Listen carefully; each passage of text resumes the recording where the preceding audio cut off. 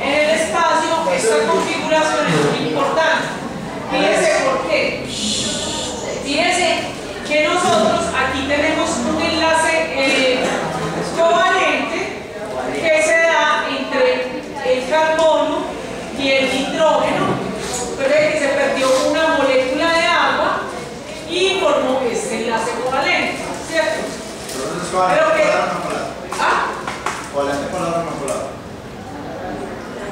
no le metamos eso.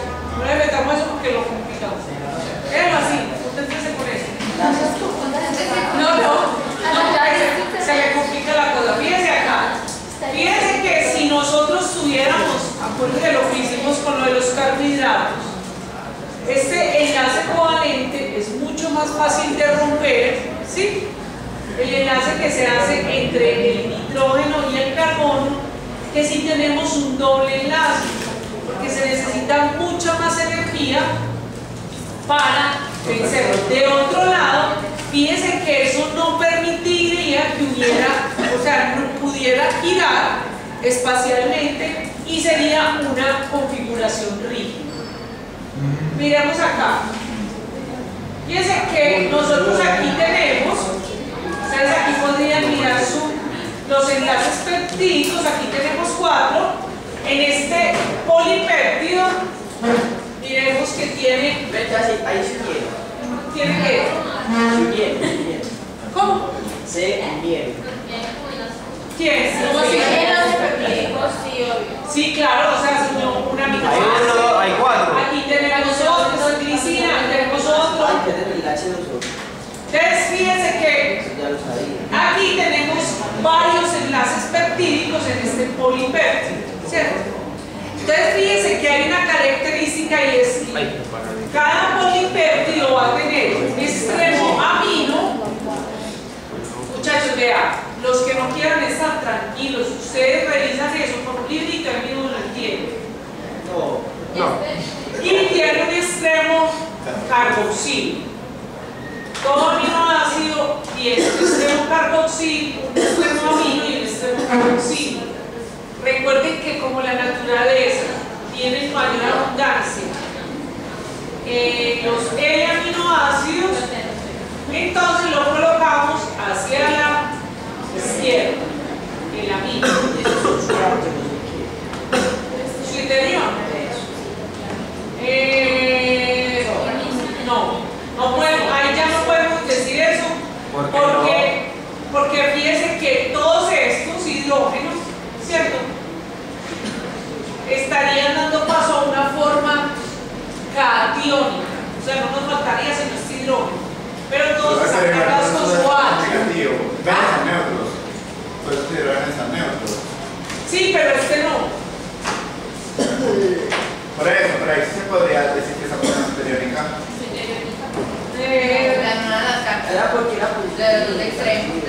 Bueno, estrictamente hablando, o sea, teóricamente hablando, sí, ¿cierto? Porque, o sea, nos lo darían los extremos, ¿sí? Sí. Bien, entonces fíjense que usted en una estructura como esta puede identificar los extremos, amino y carboxilo, puede identificar los enlaces peptídicos, no se tienen que aprender ni las fórmulas ni las estructuras. O sea, usted no tiene que aprender esto, pero sí tiene que identificar esto como aminoácidos. Bueno, resulta que esas secuencias entonces van a dar a una secuencia lineal, como la vimos acá, ¿cierto? Aquí esto es teórico, ¿no? Escrito, porque en realidad en el espacio sería como lo vimos acá, ¿cierto? Es decir, uno está hacia un lado y otro hacia otro, porque si no se impediría la configuración, ¿cierto? Ay, me equivoqué. Entonces, fíjense que nosotros tenemos aquí una secuencia lineal. Cuando tenemos un polipéptido de una secuencia lineal, donde no se encuentran sino interacciones por los enlaces peptídicos, como encontramos acá, decimos que tiene una estructura primaria de proteína. decir, recordemos que empezamos diciendo que íbamos a ver las unidades o los monómeros de las proteínas, que son los aminoácidos. Entonces, cuando estos aminoácidos se encuentran de manera lineal, unidos por enlaces peptídicos, no hay interacción entre ellos, decimos que tenemos una estructura primaria de proteína. ¿Cierto? Vamos entonces aquí ya a empezar a ver lo que son las proteínas. A partir de este momento, de que ya vimos cómo se unen los aminoácidos a través del enlace peptídico, vamos a ver las estructuras proteicas. Entonces,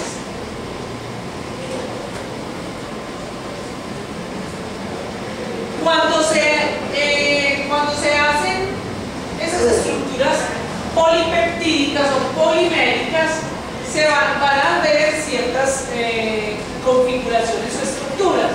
Entonces, en las proteínas tenemos básicamente 4 estructuras, que son la primaria, la secundaria, la terciaria y la cuaternaria.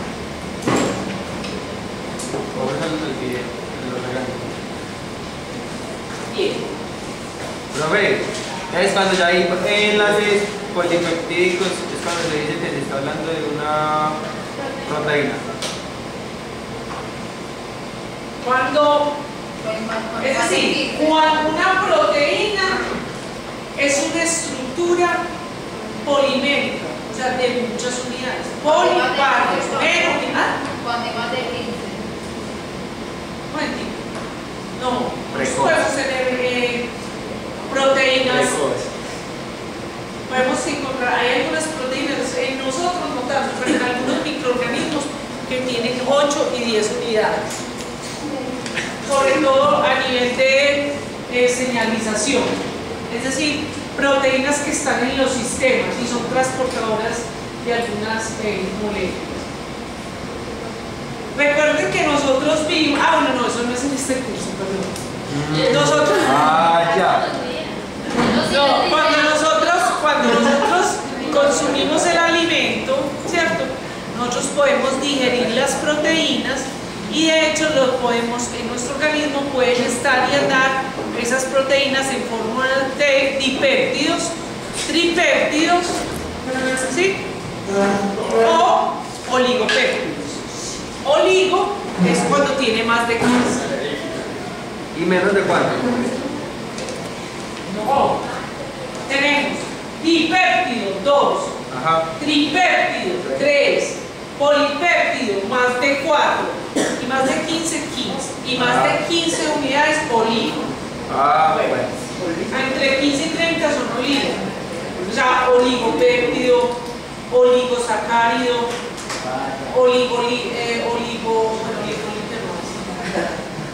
bueno, entonces fíjense que nosotros vamos a tener entonces esta estructura lineal. Fíjense que en esta diapositiva anterior nos hablaba de que en realidad, físicamente, literalmente, en el espacio, los aminoácidos no están como los muestra este dibujito, así todos ordenaditos como se ve, sino que en realidad ellos van a estar dispuestos en forma de zigzag. Miremos por qué. Porque si todos estuvieran hacia el mismo lado, sería un impedimento para que pudieran estar ¿qué? Sus radicales. ¿Sí? Entonces fíjense que ellos están en forma de zigzag. ¿Dónde está el enlace peptídico?